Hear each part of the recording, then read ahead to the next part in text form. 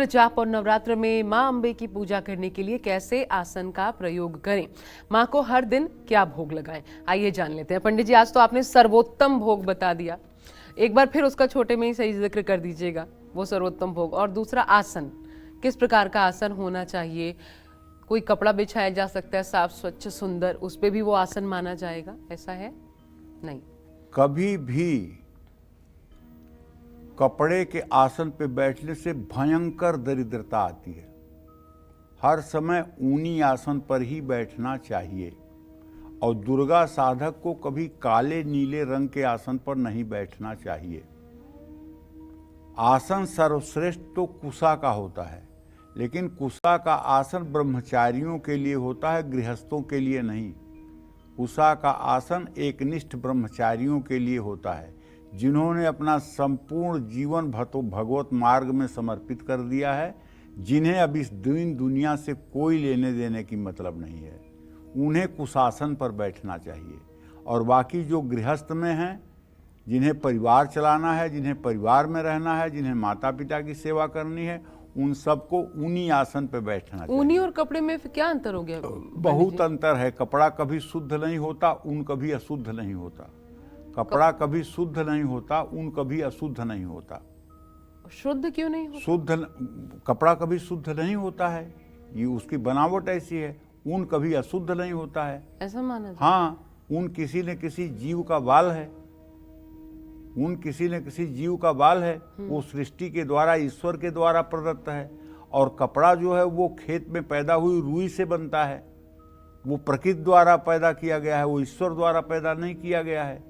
इसलिए कपास पृथ्वी से पैदा होता है, वो नश्वर है। और वो चाहे मतलब कि खरगोश का मतलब कि बाल हो, चाहे भेड़ का बाल हो, ये सब बाल जो है ये भगवान पैदा करते हैं जीव को, और उससे जो ऊन बनता है सदा सर्वदा पवित्र माना जाता है। इसलिए जैसे आपने मतलब कि राधा कृष्ण का विग्रह रखा है और आप उनको पालने में सुलाते हैं, आप उनको शयन लगाते हैं, तो आप एक कंबल जो रखेंगे वो नित्य आप उनको जाड़े के दिनों में ओढ़ा सकते हैं। रोज़ वो कंबल आपको धोने की ज़रूरत नहीं होगी। लेकिन जो उन्हें आप वस्त्र धारण कराएंगे, जो उन्हें आप पीताम्बर धारण कराएंगे, वो तो नित्य आपको बदलना पड़ेगा और नित्य उसको आपको धोना पड़ेगा। धो करके उसको साफ़ सुथरा करके ही फिर आप उनको धारण करवा सकते हैं। वस्त्र एक ही दिन में गंदा हो जाता है, लेकिन ऊनी परिवेश जो है नहीं गंदा होता है एक दिन में। तो इसलिए ऊनी आसन ही होना चाहिए। अच्छा। मंत्र जप या पूजा में बैठने के लिए ऊनी या कंबल के आसन का इस्तेमाल करना चाहिए। माँ दुर्गा को नवरात्रि के हर दिन शहद का भोग लगाना चाहिए। पूजा के बाद शहद प्रसाद स्वरूप ग्रहण करना चाहिए, इससे शरीर और आत्मा को बल मिलता है।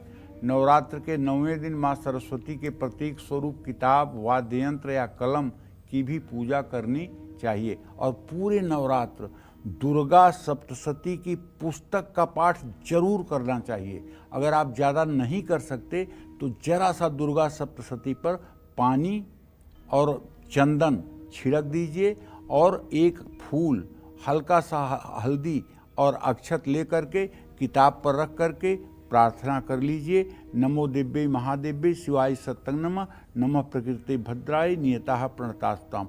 हाँ, सप्तशती की पूजा बहुत अनिवार्य है, अगर आप पाठ करें या ना करें। लेकिन आपके पूजा स्थान में जैसे दुर्गा की मूर्ति और कलश है, वैसे सप्तशती की पुस्तक भी होनी चाहिए। इसके दर्शन मात्र से अघनष्ट हो जाते हैं, ऐसा हमारे शास्त्रों की मान्यता है। जय मां विंध्यवासिनी।